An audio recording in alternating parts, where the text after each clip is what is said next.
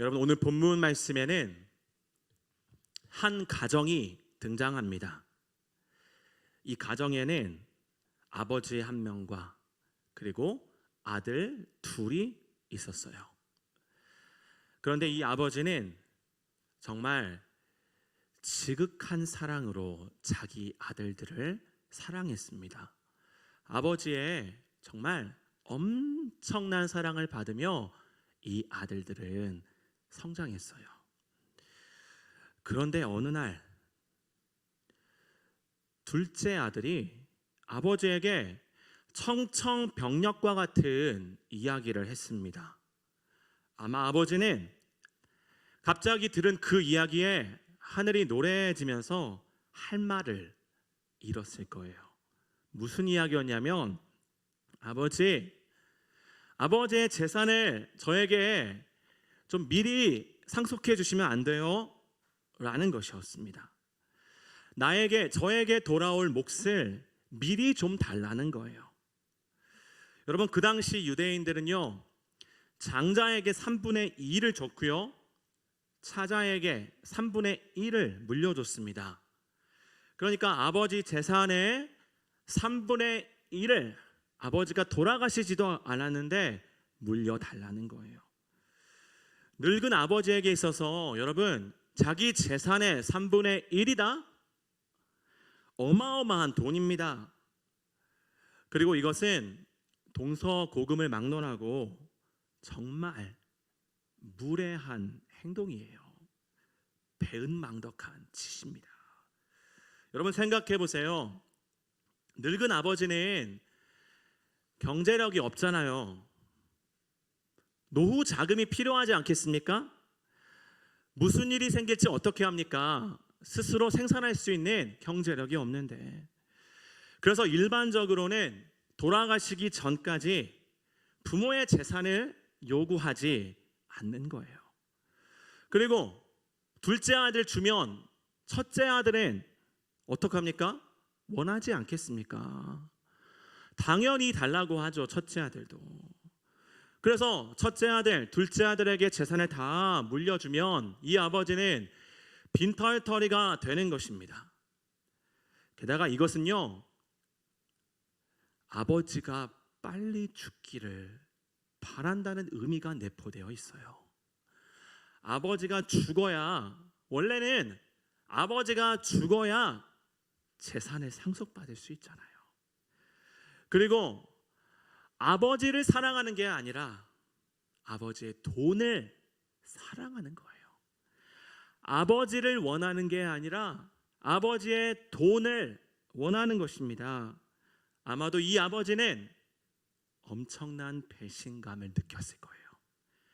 회의감마저 들었을 것입니다. 내가 이런 대접 받으려고 자식을 키웠나? 내가 어떻게 키웠는데? 내가 얼마나 사랑하고 희생하며 키웠는데 이 자식은 나보다 내 돈에 관심이 있구나. 무자식이 상팔자네. 이런 생각을 했을 것입니다.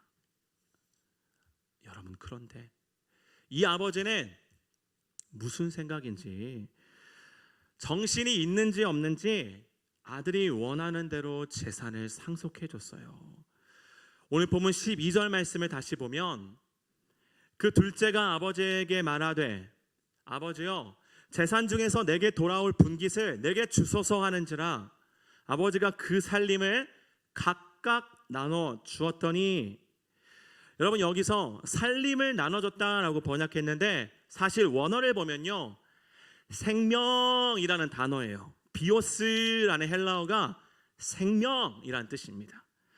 즉, 아버지의 재산은요, 그의 피땀 흘린 수고와 눈물의 결정체로서 아버지에게 있어서는 생명과도 같은 거예요.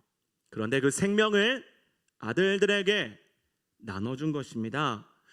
자신의 그 피 같은 돈을 물려준 거예요.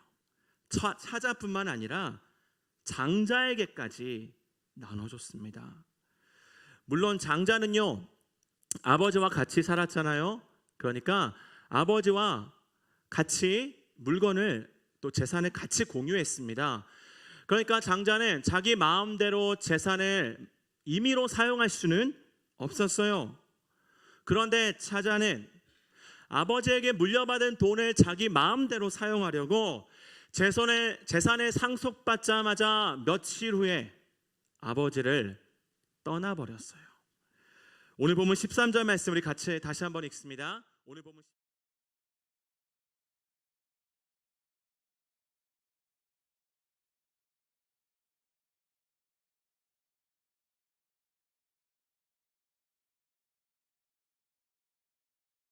둘째 아들은 며칠이 안 돼요.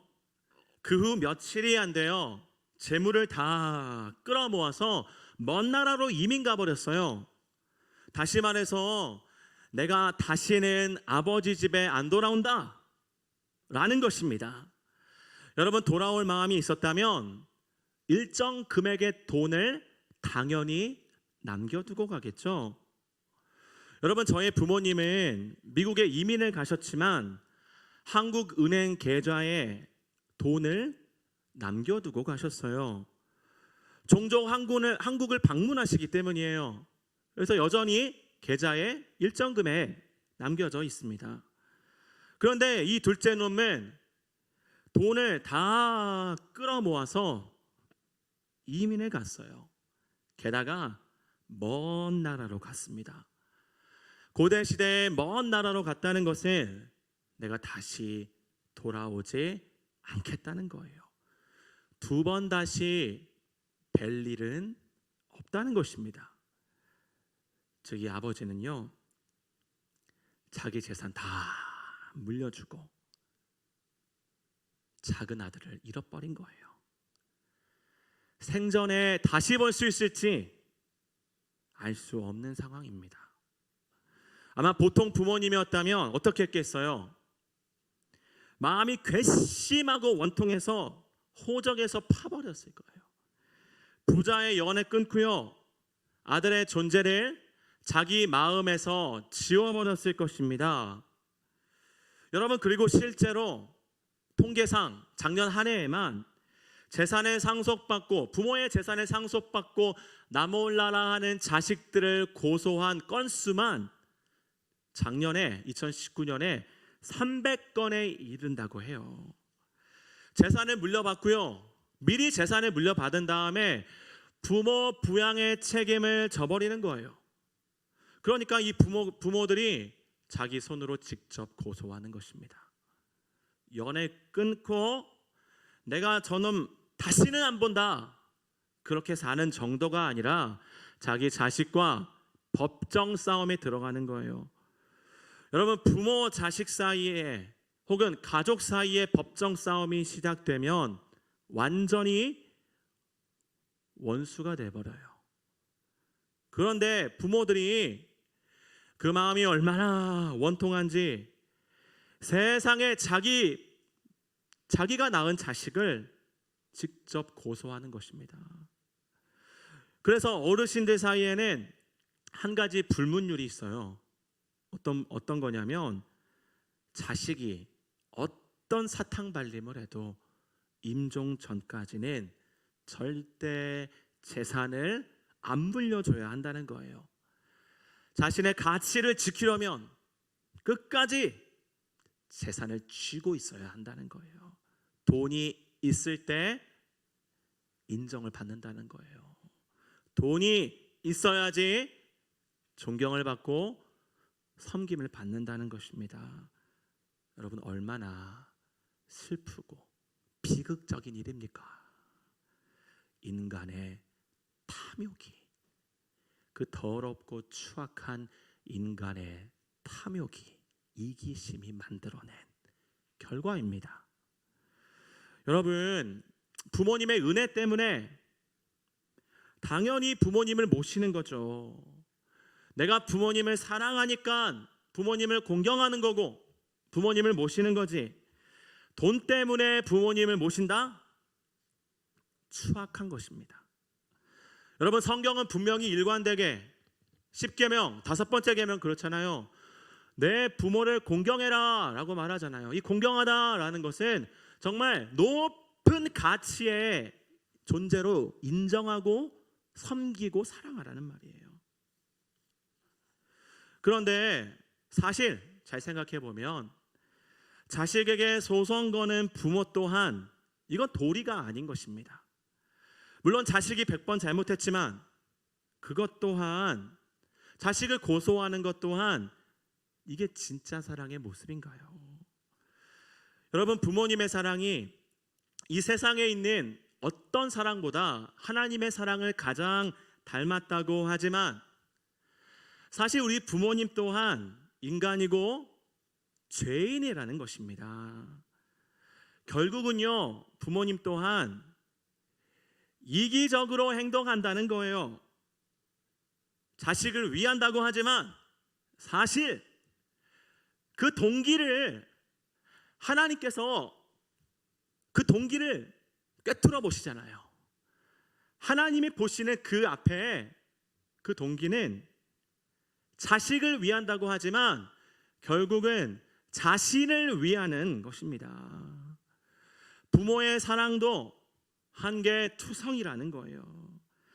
자식도 죄인이고요, 부모도 죄인이라는 거예요. 다 죄인입니다, 여러분. 다 이기적이에요. 다 자기밖에 모릅니다. 결국은 나예요, 나. 나에게 어떻게 유익이 있을까? 이게 인간입니다. 자, 영상 하나를 같이 볼 건데 화이트 베케이션이라는 영화인데요. 우리 영상을 지금 좀 틀어주세요. Ja, 그거. 불을 조금 어둡게.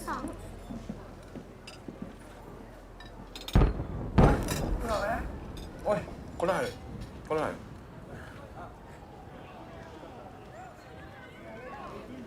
Vad var det där? En lavin eller? Ja, stenen är kontrollerad. Alltså, det är såna jäkla krafter. Är det safe? Ja. De vet vad de gör. Pappa! Ja, det är ingen fara. Den där är kontrollerad. Harry, det är lugnt. Harry!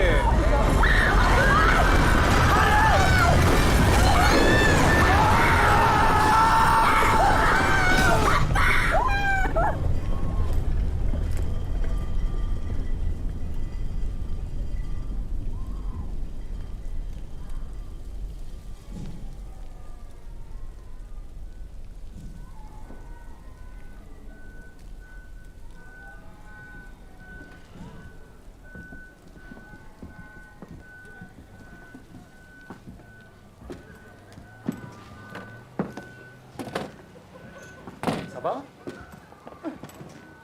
Tout va bien? Are you okay? Is it safe? Safe to come up now.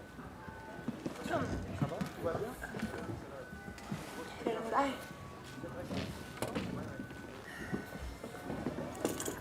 Är det bra? Är du okej? Ja, bra. Det är bra.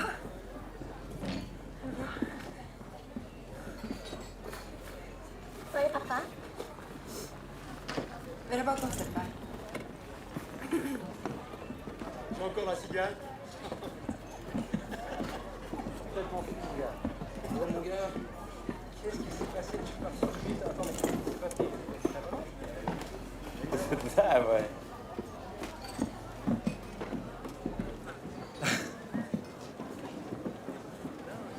Jäklar. Ser du bra? 자, 여기까지 보겠습니다. 한 가족이 휴가를 맞아 이제 여행을 간 거예요.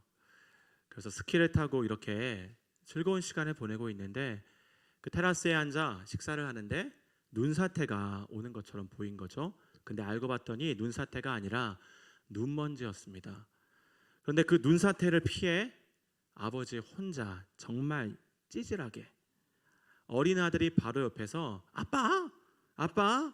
목 놓아 부르는데 자기 핸드폰 들고 도망가 버렸어요. 가족보다 자기 생명이 더 중요하다는 것입니다. 심지어 가족은요, 핸드폰보다 못한 거예요. 이 사건이 있기 전에는 모든 면에서 완벽한 남편이자 아버지였어요. 그런데 자기 목숨이 위협받는 위기가 찾아오니까 가족 내팽개치고 도망가 버렸습니다. 여러분 혹시 이건 영화니까 현실은 다를 거야 라고 생각하시나요? 어떤 목사님의 간증을 제가 들었는데 이 목사님은요, 제가 이름만 말하면 사실 어른들은 너무나 잘 아는 유명한 목사님입니다. 이분이 일본에서 태어나셨대요. 그런데 일본에는 지진이 많잖아요. 어느 날 이분의 가족이 집에 같이 이렇게 모여 있는데 갑자기 지진이 일어난 거예요. 그러자 목사님의 어머니는 아이들을 끌어안고 막 보호하기에 정신이 없는데 이 아버지는 영화 속 아버지처럼 가족을 내팽개치고 걸음아 나 살려라 도망가 버렸다는 거예요. 부성이 모성보다 못하다라고 이제 이렇게 말씀을 하셨는데 목사님은 사실 이거는 인간은 결국 이기적인 욕망으로 행동한다는 것입니다. 그 이기심이 뿌리 깊게 영혼 안에 내재되어 있어서 나오는 반응들이 특별히 위기의 순간에 그 결정적인 순간에는 자기 중심적으로 자기밖에 몰라요. 이게 인간이라는 것입니다. 우리 부모님들 또한 죄인이고 이런 인간이라는 것을 인정해야 돼요. 나도 그런 존재고 우리 옆에 있는 우리 교회 식구들도 똑같은 죄인이라는 걸 인정해야 한다는 것입니다. 여러분 그런데 우리 한국인들은 참 이상하죠. 유난히 아버지와의 관계가 안 좋습니다. 아버지와 아들의 관계, 아버지와 딸의 관계 다 안 좋아요. 아버지에게 상처가 있는 사람들이 너무 많습니다, 여러분. 여러분 저는 목회자잖아요. 제가 좋든 싫든 사람들의 가정사를 듣게 되고요. 그들의 상처받은 마음을 듣게 돼요. 그들의 눈물을 보게 됩니다. 그리고 같이 눈물 뿌려 기도하죠. 그런데 자기 아버지에게 상처 있는 사람들이 너무 많아요. 어머니보다 훨씬 많습니다. 왜냐하면 우리의 아버지 세대는요, 가부장적인 한국 문화에서 자랐는데 젊은 세대는 독립적이고 개인적인 서구 문화의 영향을 받으며 자랐기 때문입니다. 그러니까 이 아버지와 유난히 부딪히는 거죠. 그리고 아버지가 어머니를 대하는 비인격적인 모습 때문에 예를 들면 가정폭력, 불륜, 그리고 그 부양 책임을 회피하는 모습 등등 이런 모습들을 보이는 아버지로 인해 자기 아버지를 경멸하는 사람들이 많습니다. 즉 한국 사회에는 아버지의 이미지가 진짜 너무너무 안 좋다는 거예요. 그리고 아버지의 존재감이 점점 더 사라지고 있어요. 심지어 아버지로부터 받은 상처 때문에 하나님 아버지까지 오해하고 하나님과 깊은 관계를 못 맺는 크리스찬들이 많습니다. 하나님을 아버지라고 부르니까 자꾸 육신의 아버지가 생각나는 거예요. 그래서 하나님의 사랑이 잘 안 다가온다는 것입니다. 아버지로부터 사랑받은 기억이 없으니까 하나님의 사랑이 그렇게 내게 실제적으로 생생하게 느껴지지 않는 것입니다. 육신의 아버지로부터 받은 상처가 너무 크니까 하나님 아버지에게도 마음이 잘 안 열린다는 거예요. 하나님 아버지도 내게 상처를 주고 날 버리실까 봐 두렵다는 것입니다. 여러분 혹시 여러분 중에도 동일한 어려움을 겪고 있는 사람들이 있나요? 아버지로부터 받은 상처 혹은 어머니로부터 받은 상처 때문에 하나님과의 관계에까지 치명적인 부정적인 영향을 미치고 있나요? 그렇다면 제가 지금 말씀드리는 이 사실을 반드시 기억하기 바랍니다. 여러분 하나님 아버지는요, 우리 육신의 아버지와 우리 부모님과 다르십니다. 다르세요. 오늘 본문 속의 이 아버지가 우리에게 하나님 아버지를 보여주고 있잖아요. 여러분, 둘째 아들이 얼마나 불효막심합니까? 아버지의 그 피 같은 재산을 상속받고 아버지를 버리고 도망갔습니다. 그것도 먼 나라로 도망갔어요. 다시는 돌아오지 않겠다는 거예요. 이거는 믿는 도끼에 발등 찍힌 거죠. 얼마나 괘씸하고 원통합니까?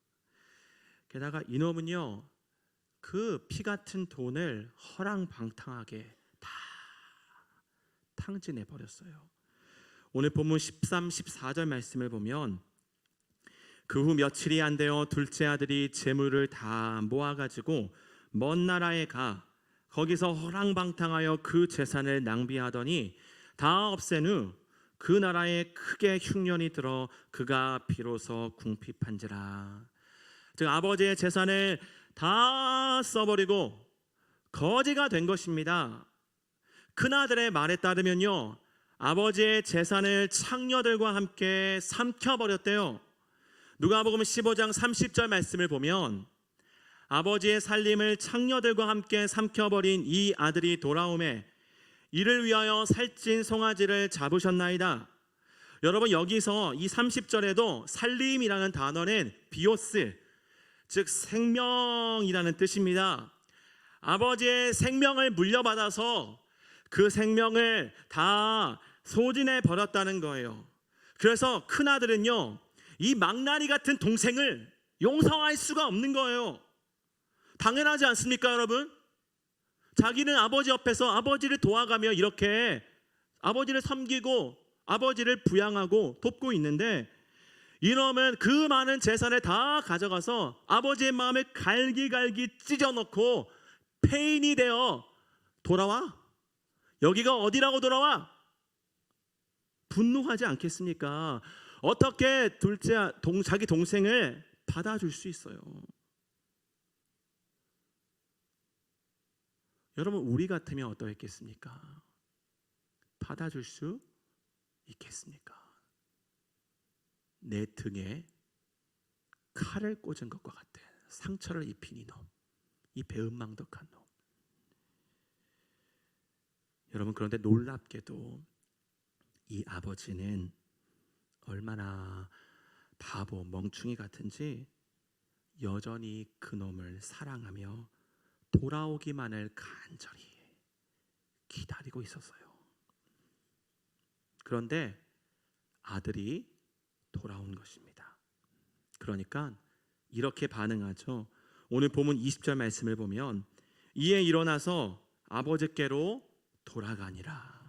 아직도 거리가 먼데 아버지가 그를 보고 측은히 여겨 달려가 목을 안고 입을 맞추니. 거리가 먼데 아들을 본 거예요. 여러분, 거리가 먼데 자기 아들을 봤다라는 말은 이 아버지가 자기 아들이 돌아오기를 목이 빠져라 기다리고 있었음을 암시해 주는 것입니다. 우리가 약속 장소에서 누군가를 기다릴 때 그 사람이 오는지 확인하려고 멀리 바라보잖아요. 저 사람인가? 왔나? 누구지? 멀리 가까이 찾으며 기다리잖아요. 이 아버지가 그 아들을 이렇게 애타게 기다렸다는 것입니다. 정말 목이 빠져라 간절히 기다린 거예요. 그런데 저기서 아들이 정말 거지가 돼서 돌아오는 거예요. 그러자 이 아버지는 여기에 보면 측은히 여겼다라고 말하죠. 근데 이 단어가 원래는 마음이 아파 견딜 수 없는 상태라는 거예요. 불쌍해서 견딜 수 없는 그 마음으로 아들에게 달려갔습니다. 이 달려가다라는 단어는 급히 달려가다라는 거예요. 그리고 온몸으로 자기 아들을 안고 입을 맞춰 주었습니다. 여러분, 이렇게 그 아들을 보자마자 달려나가 그 아들을 안아줬을 때 이 행동이 어떤 의미가 있냐면 아버지의 사랑을 가장 친근하게 표현하고 내가 너를 완전히 용납한다. 내가 너를 받아준다. 그런 의미가 있는 것입니다.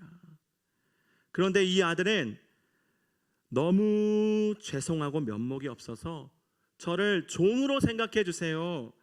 아버지의 아들이 될 자격이 없습니다. 라고 말했지만 이 아버지는 여러분 세상에 한마디도 아들을 비난하지 않았습니다. 단 한마디도 아들을 정죄하지 않았어요. 그냥 달려가서 말없이 안아줬잖아요. 오히려 제일 좋은 옷을 입히고 손에 반지를 끼우고 발에 신을 신겼습니다. 그러면서 아들이 돌아왔다며 큰 잔치를 열었습니다. 여기서 옷, 반지, 신발엔 아들의 지위가 회복된 것을 의미해요. 아들로 다시 받아들여진 것입니다. 여러분, 우리가 이 아버지였다면 어떻게 반응했겠습니까? 어떻게 행동했겠어요? 꼴도 보기 싫어서 문전박대했을 것입니다. 여기가 어디라고 왔냐면서 모르는 사람 취급했을 거예요. 아니면 네가 어떻게 나에게 그럴 수 있냐고 아들을 막 정죄하고 저주했을 거예요. 그냥 나가 죽어. 네 같은 놈 필요 없어. 네 같은 자식이나 낳아 키워라. 여러분, 그런데 우리 하나님 아버지는 다르시다는 것입니다. 그냥 나에게 달려오셔서 말없이 안아주시는 거예요. 아들이 말을 하기 전까지 이 아버지는 한마디도 말하지 않았어요. 그냥 목을 안고 온몸으로 받아줬습니다. 그리고 입에 키스하며 자신의 사랑을, 최상의 사랑을 표현했어요. 이게 우리 하나님 아버지세요. 여러분, 절대 비난하지 않으십니다. 우리 하나님은 절대 우리를 정죄하지 않으세요. 그냥 우리를 보시고요, 마음이 아파서 견딜 수 없어 하시지, 그리고 돌아오기를 간절히 원하고 기다리시지, 우리 하나님은 우리를 정죄하며, 우리 부모님은 나를 정죄하고 나를 무시하고 나를 모른 척 할지라도, 나를 잊을지라도 우리 하나님 아버지는 그렇지 않으시다는 것입니다. 왜냐하면 그분은 우리가 흙이고 먼지임을 아시기 때문이에요. 그분은 우리의 존재를 이해하고 계신다는 거예요. 여러분, 제가 앞서 우리 부모님도 인간이고 죄인이라는 것을 우리가 인정해야 된다, 이해해야 한다라고 말했죠. 앞서 제가 순장 모임을 인도하는데 우리 한 순장이 이렇게 말했어요. 우리 부모님도 죄인이라는 것, 그 마음에 인정이 되면서부터 부모님의 연약함을 보았을 때 그 부분을 내가 채워주려고, 보완해 주려고 애쓰기 시작했다라고 합니다. 부모님의 마음을 이해해 드리기 시작하는 거예요. 옛날에는 짜증부터 났어요. 왜 저 모양이지? 저 양반은? 그런데 부모님이 이해가 되는 거예요. 인정이 되는 것입니다. 그 연약함이 내 안에 받아들여지는 거예요. 나도 또한 이렇게 뼛속까지 죄인인데 나밖에 모르는데 우리 부모님도 하나님 사랑이 필요하시지. 이해하며 부모님의 연약함을 내가 채워주는 거예요. 그 자리에 내가 내 자신을 던져 채워주는 것입니다. 그런데 우리 하나님이 우리를 그런 눈으로, 사랑의 눈으로 바라보신다는 것입니다. 여러분, 저는 지금까지 살면서 얼마나 하나님께 부끄럽고 수치스러운, 정말 이 둘째 아들과 같이 하나님을 배신하고 모른 척하고 하나님 외면하고 하나님 부인하고 얼마나 많이 죄를 졌겠어요. 얼마나 많은 연약함이 제 안에 있겠어요. 그런데 하나님은요, 단 한 번도, 정말 문자 그대로 단 한 번도 저를 비난한 적이 없으십니다. 우리 하나님은 저의 연약함을 아시고 내가 너를 도와주겠다, 내가 너를 고쳐주겠다라고 하셨지만 너의 존재 자체가 저주받아야 된다, 내가 너를 증오한다, 내가 너를 경멸한다, 너 쓸데없는 놈아 떠나라 하며 나를 거절한 적이 없으세요. 우리 하나님은 항상, 여러분 정말 항상입니다. 말없이 안아두셨어요. 제 모습 그대로 받아주셨어요. 품어주셨어요. 내가 너를 안다, 내가 너를 도와주겠다, 다시는 죄를 짓지 말라, 또 죄 짓고 와도 내가 너를 도와주겠다, 나의 능력으로 죄를 이겨라, 도와주시는 거예요. 여러분, 이것이 우리 하나님입니다. 우리 하나님 아버지예요. 그분은 절대 우리를 버리지 않으십니다. 정말 바보 같은 아버지죠. 사람은, 우리 부모님조차 우리를 잊어버리고 떠날 수 있어요. 우리를 사랑해주는 그 사람도 우리를 결국에는 잊어버리고 떠날 수 있어요. 하지만 하나님은 절대 우리를 잊어버리지 않으신다는 것입니다. 여러분, 이건 제가 하는 말이 아닙니다. 이사야 49장 15, 16절에 나와 있어요. 좀 보여주세요. 이사야 49장 15, 16절 말씀을 보면, 여인이 어찌 그 젖먹는 자식을 잊겠으며 자기 태에서 난 아들을 긍휼히 여기지 않겠느냐. 그들은 혹시 잊을지라도 나는 너를 잊지 아니할 것이라. 내가 너를 내 손바닥에 새겼고 너의 성벽이 항상 내 앞에 있나니. 그들은 혹시 잊을지라도, 젖먹이 아이를 키우는 어미는 혹시 자기 자녀를 잊을지라도 나는 너를 잊지 아니할 것이다. 내가 너를 내 손바닥에 새겼다라고 말씀하십니다. 여러분, 자신의 손바닥에 우리를 새겼다라고 하시는 거예요. 이게 무슨 말이냐면, 우리도 중요한 무언가를 안 잊으려고 손바닥에 기록하잖아요. 그런 것처럼 하나님께서도 우리를 잊지 않으시려고 항상 우리를 확인하시고, 또 우리가 절대 하나님과 분리되지 않게 하시려고 손바닥에 우리의 존재를 새기셨다라는 것입니다. 그래서 우리는 절대 하나님과 분리될 수 없는 거예요. 여러분, 이것이 바로 우리 하나님 아버지의 사랑입니다. 어떤 사랑이냐면 죽음보다 강한 사랑입니다. 완전한 사랑이에요. 포기하지 않는 사랑입니다. 우리의 모습과 관계없는 무조건적인 사랑입니다. 조건 없는 사랑이에요. 이 세상은요, 조건적이죠.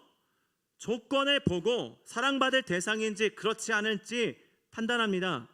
하나님 아버지의 사랑은 아가페의 사랑으로 무조건적이라는 거예요. 그러니까 바보 같은 사랑입니다. 내 모습과 관계없이 나를 한결같이 받아주시는 사랑입니다. 십자가에서 우리 죄값을 대신 치르신 희생적인 사랑입니다. 그분이 대신 죽으실 만큼 희생의 대가를 치르시는 사랑이에요. 이 사랑이 바로 하늘 아버지의 사랑이라는 것입니다. 우리에게 주신 사랑이고, 우리에게 주시는 사랑이고, 우리에게 날마다 공급해 주실 사랑입니다. 여러분, 우리는 이 하나님의 사랑을, 이 바보 같은 사랑을 경험한 적이 있나요? 이 세상에서 경험할 수 없는 이 사랑을 경험한 적이 있나요? 하늘 아버지의 바보 같은 사랑, 그 사랑을 경험한 적이 있나요? 여러분, 또한 우리는 비록 땅의 아버지가 연약하고 상처 주고 날 버렸을지라도 나에게는, 여러분, 우리에게는 진짜 아버지가 계심에 감사해야 합니다. 그리고 그분의 사랑으로 인해, 그 사랑으로 인해 감사해야 돼요. 우리 부모님은 이것도 없고 저것도 없고, 우리 부모님은 이것도 못하고 저것도 못하고, 우리 부모님은 왜 저럴까가 아니라 나에게 진짜 아버지가 계심에, 그분은 완전한 사랑을 주시는 분임에, 나를 항상 말없이 품어주시는 분임에 감사해야죠. 진짜 부모가 되어주신 하나님이 계심에 감사해야죠. 그래서 그 사랑을 받은 우리가 이제 우리 부모님도 죄인이고 연약한 인간임을 인정하고, 내 마음에 상처가 있더라도 이제 우리 부모님을 용서해야 합니다. 이제 우리 부모님을 위해 기도해야 합니다. 하나님 아버지가 내게 주신 그 사랑을 우리 부모님에게도 흘려보내 드리는 거예요. 그리고 그분의 연약함을 내가 채워 드리는 것입니다. 여러분, 이것이 하늘 아버지의 바보 같은 사랑을 받은 성도의 모습입니다. 그 사랑의 반응이 이렇다는 것이에요. 그 사랑의 수혜자는 반드시 그 사랑에 상응하는 합당한 삶으로, 사랑의 삶으로, 자기 포기의 삶으로, 자기 희생의 삶으로 그 사랑을 우리의 가정에서부터 구체화 시켜야 한다는 거예요. 오늘 본문에 이 아버지가 보여주신 우리 하늘 아버지의 모습, 하늘 아버지의 사랑, 거지 같은 나, 정말 영적으로 밑바닥에서 이제 굶어 죽게 생겨 있는 이 아들이 아버지에게 돌아왔을 때, 이 아버지는 마음이 깨질 듯이 아파 아들에게 달려갔고 그 아들을 말없이 안아줬습니다. 한마디도 비난하지 않았어요. 그리고 사랑의 표현으로 입맞춤을 해줬습니다. 그리고 아들의 지위를 회복시켜주고, 그 더러운 옷, 그 죄의 때가 가득한 그 옷을 벗기고 수치를 벗겨주시고, 그 죄악을 벗겨주시고, 하나님 아버지의 아들 삼아, 자녀 삼아 주신 거예요. 이게 우리 하나님께서 우리에게 주신 사랑입니다. 그 사랑을 우리가 받은 거예요. 그 사랑을 흘려보내야 하지 않겠습니까? 그 사랑으로 용서해야 하지 않겠습니까? 그 사랑의 수혜자답게 살아야 하지 않겠습니까? 우리 부모님, 우리 가족, 우리에게 상처 준 사람, 나의 원수 같은 사람을 그 사랑으로 대해야 하지 않겠습니까? 하늘 아버지의 바보 같은 사랑, 이 사랑을 날마다 기억하고 그 사랑을 흘려보내는 저와 여러분이 되시기를 간절히 축원합니다. 우리 함께 찬양하시겠습니다.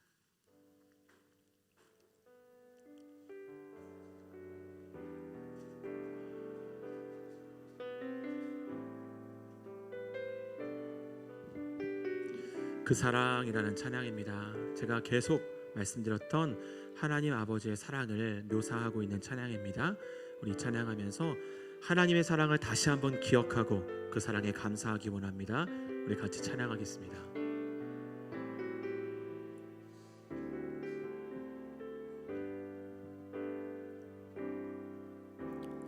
아버지 사랑 내가 노래해, 아버지 은혜 내가 노래해, 그 사랑 변함 거짓 없으신 성실하신 그 사랑, 상한 갈대 꺾지 않으시네. 꺼져가는 등불 끄지 않네. 그 사랑 변함없으신 거짓 없으신 성실하신 그 사랑, 사랑, 그 사랑, 나 위해 죽으신, 나 위해 다시 사신 예수 그리스도, 다시 오실 그 사랑, 죽음도 생명도 천사도 하늘의 어떤 권세도 끊을 수 없는 영원한 그 사랑 예수. 다시 한번 찬양합니다. 아버지의 사랑, 아버지의 사랑 내가 노래해. 아버지 은혜 내가 노래해. 그 사랑 변함없으신 거짓 없으신 성실하신 그 사랑, 상한 갈대 꺾지 않으시네. 꺼져가는 등불 끄지 않네. 그 사랑 변함없으신 거짓 없으신 성실하신 그 사랑, 사랑, 그 사랑, 나 위해 죽으신, 나 위해 다시 사신 예수 그리스도, 아멘. 다시 오실 그 사랑, 죽음도 생명도 천사도 하늘의 어떤 권세도 끊을 수 없는 영원한 그 사랑 예수. 그 사랑 나 위해, 그 사랑 나 위해 죽으신, 나 위해 다시 사신 예수 그리스도, 다시 오실 그 사랑, 죽음도 생명도 천사도 하늘의 어떤 권세도 끊을 수 없는 영원한 그 사랑 예수. 우리 같이 기도하겠습니다. 여러분, 이 시간 우리 작은 이 아들, 둘째 아들이 나구나 라는 사실을 인정하며 내가 하나님께 돌아갑니다. 내가 다시 우리 하나님께 돌아갑니다. 하나님 없는 곳은 영적 굶주림입니다. 영적 침체요, 영적 빈곤 상태입니다. 하나님 없는 곳엔 만족이 없어요. 하나님 없는 자리는 그 자리가 바로 지옥입니다. 하나님과 분리된 곳이 지옥이잖아요. 여러분, 우리는 어떤 자리에 있습니까? 둘째 아들의 모습으로 있지는 않습니까? 그렇다면 그 죄의 자리를 털고 일어나 우리 하나님께 돌아가야 합니다. 우리 하나님께 다시 나가야 합니다. 우리 하나님이 기다리고 계시잖아요. 우리 하나님이 우리를 찾고 계시잖아요. 우리 하나님이 우리를 원하시잖아요. 우리 하나님은 다른 것보다 나를 원하십니다. 우린 여러분 한 명 한 명 나를 원하십니다. 이제 하나님의 그 기다리심을 알아 하나님께 돌아가야죠. 그리고 하나님이 우리를 말없이 안아주시고 절대 비난하지 않으시고 절대 조롱하지 않으시고 절대 우리를 거절하지 아니하시고 외면하지 않으시는 그 아버지의 바보 같은 사랑을 우리가 오늘 이 시간 누려야 하지 않겠습니까? 그 사랑을 왜 떠나보냅니까? 그 사랑을 왜 땅에 흘려버립니까? 그 사랑은 우리의 것인데 그 사랑을 우리가 받아 누려야 하지 않겠습니까? 그 바보 같은 사랑, 그 한결같은 사랑, 그 신실한 사랑, 우리가 이 시간 하나님의 사랑 안에 내가 천국을 누리며 하나님 사랑 안에 만족을 얻어 이제 하나님과 함께 살겠습니다. 하나님을 다시 떠나지 않습니다라며 우리의 시간 주신 말씀을 가지고 주여 한번 부르고 같이 기도하며 나가기 원합니다. 같이 기도하겠습니다.